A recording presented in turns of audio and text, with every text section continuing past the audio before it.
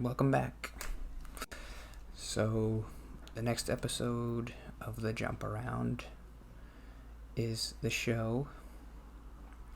I thought about, this is the one I've been doing for the past week. I thought about maybe doing a new one, but if it's only going to be 20 minutes, then it's going to be kind of boring, I think. This was always my favorite part of the show, which is the road to the show, which is like, so you start as a character and like you're 18 years old and you try to work your way up to the show, the major leagues.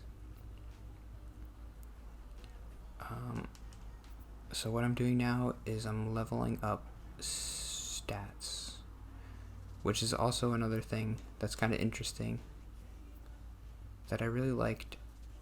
I don't know what to do. I guess this. There were a lot of games like this that I really liked as a kid, where I remember a basketball one when I was young where you had a player and there was one on Nintendo 64 called NBA on NBC. And you would play games and you would get attribute points and you could upgrade your character. And I always liked that stuff a lot because it kind of like it fed my RPG desire. I don't know. I liked RPGs a lot when I was a kid, and the thing I liked the most was leveling up and getting stronger, getting better gear. That was when I was a kid. That was fun. I don't know. It's not as enjoyable now, but I like this game, so I must like it still a little bit. Getting ready for baseball under the roof in Houston. The finale of this three-game. Oh, and that's my full name. So now you know my full name. A southpaw from New Jersey gets the starting gig in this one. What's your take on it, Dan? Yeah, I haven't mentioned my full name yet. I've said Anthony a couple times, but I'm sure that's not a big deal. Nobody's watching anyway. He will lead this one off today. Fellas, taking a look at these Astros entering play here this afternoon. 4-2 over their last. I should talk more about the game. Yeah, maybe. And you know what, D-Roll, this is when you really get tested. They call it the dog days of August for a reason. When you're struggling like this team is right now, I don't know what else to say about it. schedule gets long, and you start looking forward towards the end of the season. I didn't want to do so. I guess if anybody's watching and they wanted me to continue doing this, I could. Like I could do a new character and go all through, or I can. There's an ultimate team on this. I could do that too. I'm sure nobody cares, but that's the whole point of the jump around. Uh-oh. The controller talks. That's kind of cool. I turned the volume down because I didn't like it. It was so loud, and I was like, I don't want other people to hear.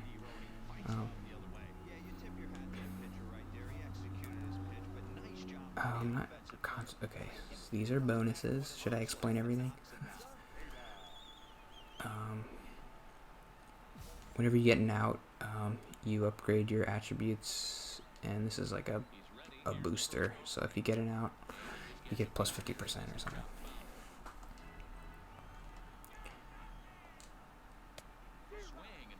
So I got 4 pitches. I got a 4-seam fastball, changeup,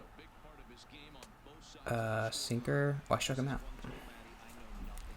And cutter. Those are like the most boring pitches. I know. I should have picked forkball or something. I wonder if the game would like punish you for picking the wrong pitches. Like if you picked, is he gonna steal? He might. I gotta pay attention. He went. Ugh, he got it. I threw the changeup.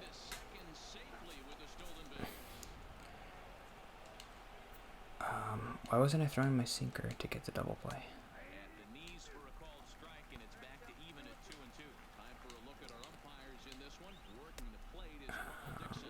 Hey, D-Roll, one of the things you have to be aware of as a hitter from Carl Dixon, he'll call that high strike. Oops, I walked him. Better be on top of your game with 2 strikes, because if they elevate, good chance Carl Dixon's punching your ticket. Here's the first pitch to I don't really know anything about pitching. I, I mean, I watch a lot of baseball and sometimes they talk about it, but so kicks and deals. nice cutter. I can't use my cutter too much because people hit home runs off of that. The thing that they make the biggest deal about whenever I watch a game is changing speeds. Try to hold back, but he won't be able to as that's ruled a swing, and there are 2 away now. So you have a 4-seam fastball that gets, my fastball gets like 95 miles an hour, and the changeup gets 82. So you don't want to throw too many changeups or fastballs in a row, I guess, because then they kind of, they get their timing down. You want to throw them off. I don't know if this game is that in depth with that, but it's kind of fun to just project that onto the game and be like, yes, I got him because I threw the changeup after the fastball. Yeah, I'm sure it probably is, but the game never tells you that, so why would they punish you for that, for not knowing, if they never tell you that that's what you're supposed to be doing? I guess the catcher calls the pitches, so maybe that's how they do it. Sometimes I don't listen to the catcher. So he's gonna call a sinker. That's 3. It would be pretty easy to steal this guy's signs because number 1 is fastball, number 2 is changeup, number 3 is sinker, and number 4 is cutter. Every time. I guess I'll go low.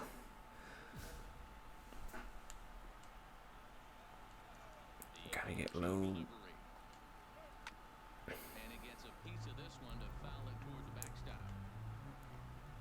The 0-2 once more. Okay, I'm gonna go now with the changeup, and he's gonna, oh, sinker. Okay. Whatever you say, sir. Oh, nice call. He picks up another one. Makes it 4 strikeouts already, and there's your first out. Time for a look at the Houston Astros on D. And guys, I'm going to be locking in on Willie Adames. Elite shortstop up the chute. Young, good hands. You also, I guess, want to change locations. So inside, outside, up, and down. You don't want to go with the same spot every time. In real life, it's probably a lot harder to control where the ball goes, but in this game, you just do this. And what did he say? Change up. Whoa. Now the 2-1 pitch.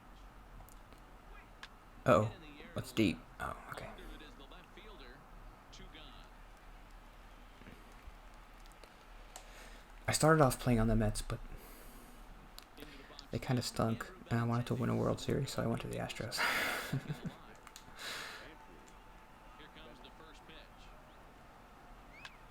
Line drive to left. And that's in there, so perhaps some life here with 2 men out. But this game, it's not super great with the simulation because the Astros are really good right now, but this is the year 2035, which, I mean, they could be good or they could be bad. There's no way to know.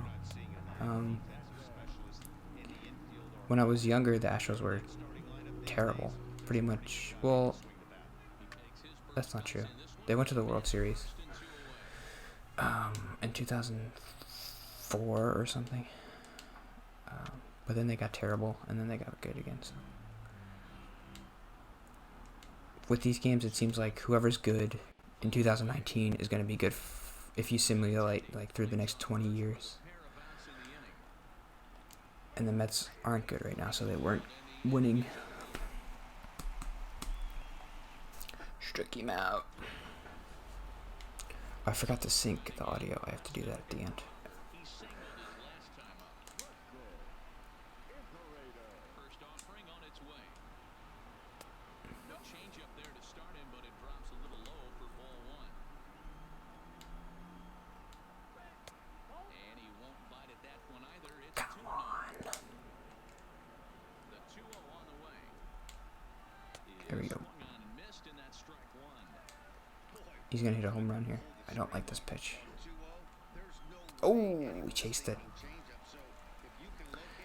You're gonna chase this one too. Throw it up. Into the windup. Here comes the 2-2 pitch. Oh. He takes strike three. Fastball one gone. You know what was really impressive to me about that I strike? turned the difficulty down. 2-0 to start at bat. But it wasn't fun. I simulated like 10 years and it took a whole day to get, I did like all Saturday. I spent like 8 hours playing this to get through 10 years of like upgrading attributes and And a changeup everything. that's taken low in the dirt for a ball. Because it just takes, it would take forever to play every game. It would take like years. I actually remember on Reddit there was a post once with a guy who was like, I played MLB The Show 2008 for the past 10 years and here are my stats. I finally finished or something like that. And he's gonna make a play over towards right. I have 2,000 home runs and 8,000 RBIs or something. Home run if he had any elevation under it, but it was basically right at the outfield. Because if you play all 162 games, like each game takes like 15 minutes. So if you play 162 games for a 20-year career, and then all the spring training and all the postseason, it would be insane. It would take 8 years, like that guy. Now another 0-2. So I usually just simulate the first Lofted in the air out toward right center. 10 years, and then I play Right, and the inning is over. a little bit later. The Astros are due to hit in the third, and they are looking to get some momentum going with the bats.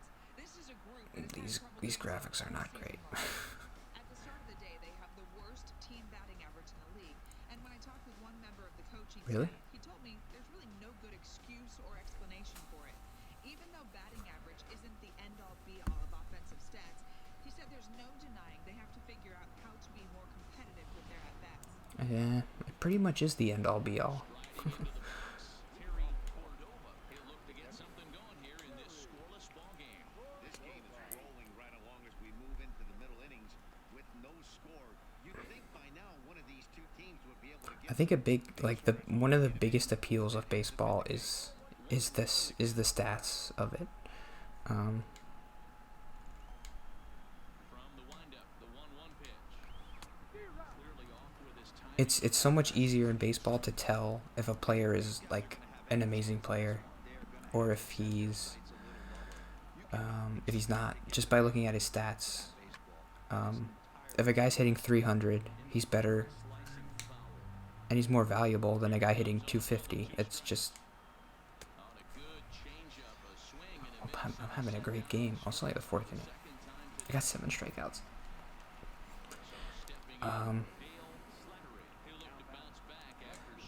But in football, it's or basketball, in football especially, because it's like everybody's so specialized. I guess in football, the stats count for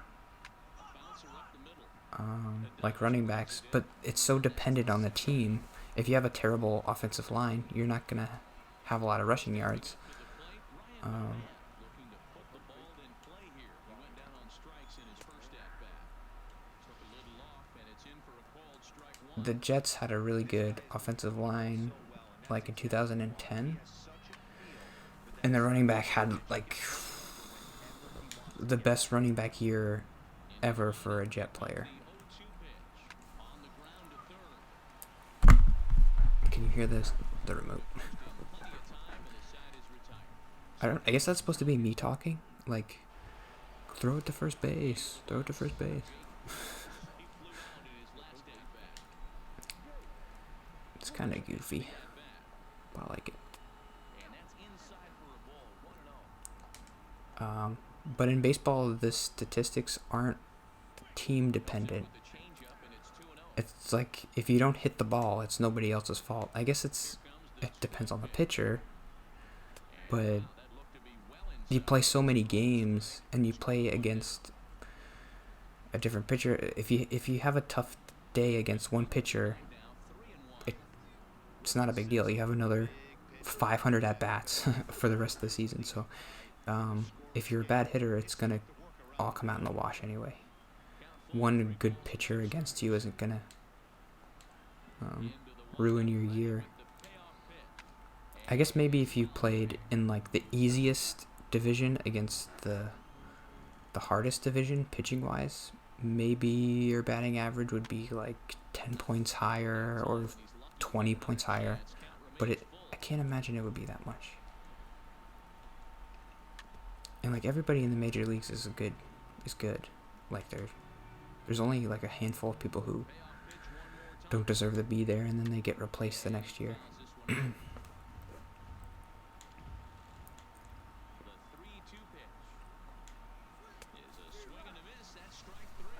That's 9 strikeouts. Oh, 8. I don't usually get more than 10.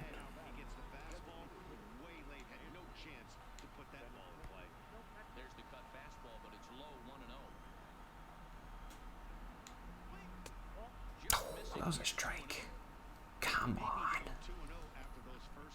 Look at this. Oh.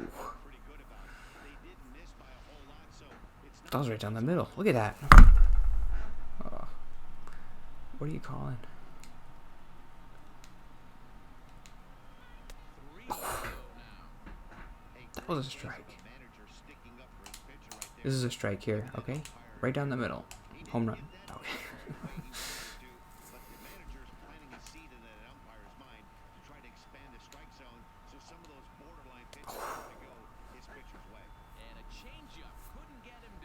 I gotta have some words with this umpire. He's not giving me any calls.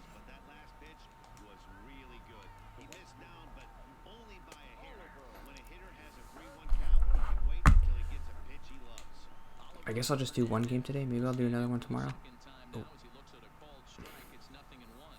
Depends how long it takes. 2-2-2.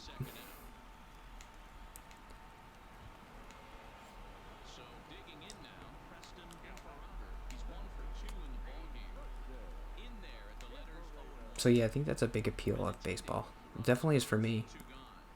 Just like looking at stats and being like, oh, like this year, the Mets have a player who has the most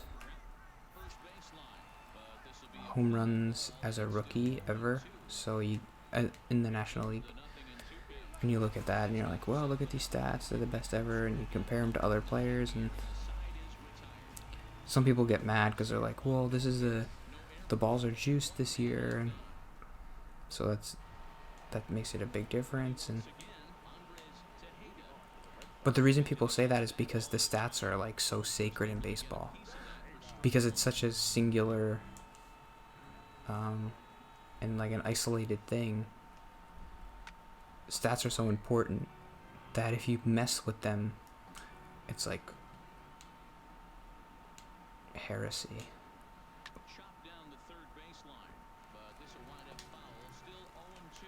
And that's why the steroids were such a big deal. It's deep. He's not getting that. Oh.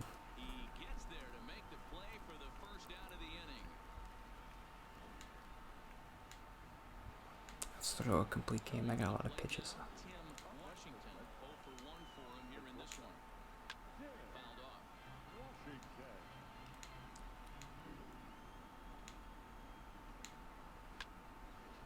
I haven't played this game in a long time. Since I got it last week. The last time I played, I don't remember there being challenges in baseball, and they started doing that like 5 years ago. I don't know if you can challenge in this game. I haven't ever tried.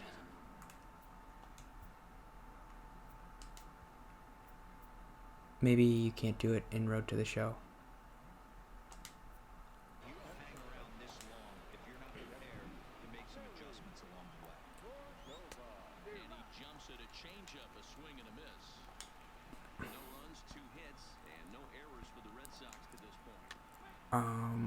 That's also why fantasy baseball and fantasy football, I really, really liked that when I was a kid. Not so much anymore. mostly just because I'm terrible at it. But it combined like my two favorite things, which is like RPG and sports and watching sports. It the idea of like getting points and like upgrading your team and I don't know. There's something about that was like the first time I heard about it, I was like, this is the greatest thing ever. You get points and you like buy players and or you add players and trade players and they get you points and you win. It seemed like the greatest thing ever, based on stats, which is like my favorite thing.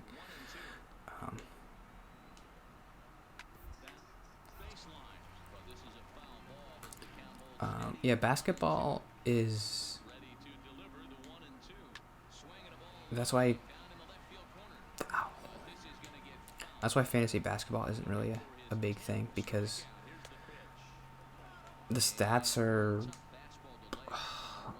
I mean, you have points and like. You went.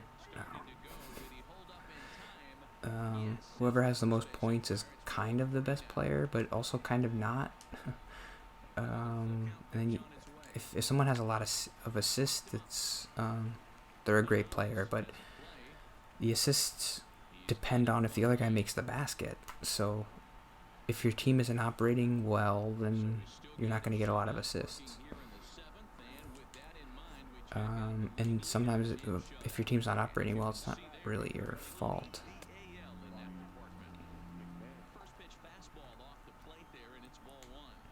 I mean, it is because there's only 5 guys out there. So, but LeBron is like one of the greatest players ever, and you can tell because he has a lot of points and assists and everything. But once you get past like the top 10 players, it's hard. It can be hard to know like, well, who's having a really great year.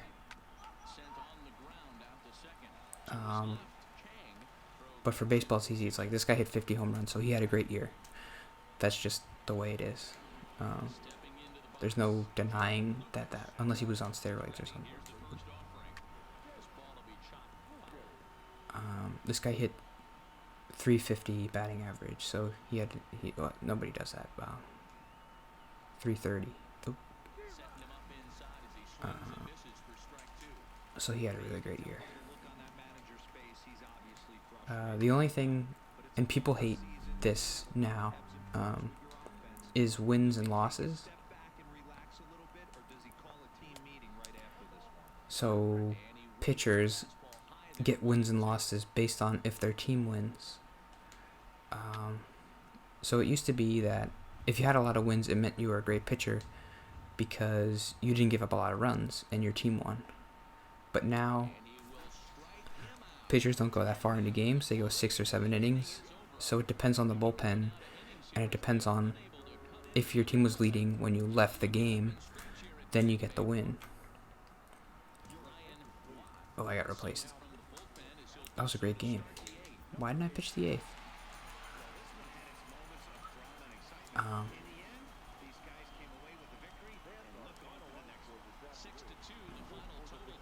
I kind of just played that whole game without thinking.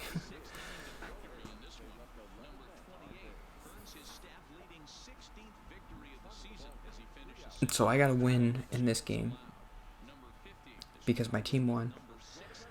But people kind of hate that stat now because so on the Mets there's a player, Jacob deGrom, and this year his ERA is 2.6 or something, but his win-loss record is 9-8, which isn't great. It's not a great win-loss record.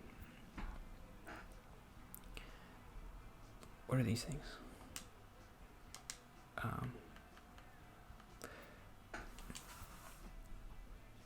So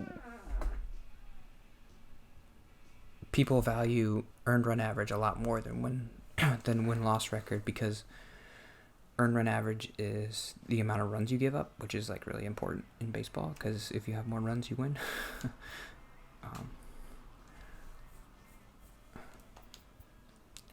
So he won the Cy Young last year, and he only had 10 wins. And that's kind of like unheard of. But the Mets kind of were so terrible when he was pitching, and they never scored for him, that he never won any games. But he was still an amazing pitcher. He had an ERA under 2, and he had over 200 strikeouts, and his whip was like 0.9 or something. And he definitely deserved it. But there are some old school people who are still like, well, you want to stay in the game as long as you can so you get the win. That's important. Wins are important. But most people now are just like, doesn't matter. If you're on a terrible team, you're not going to get any wins.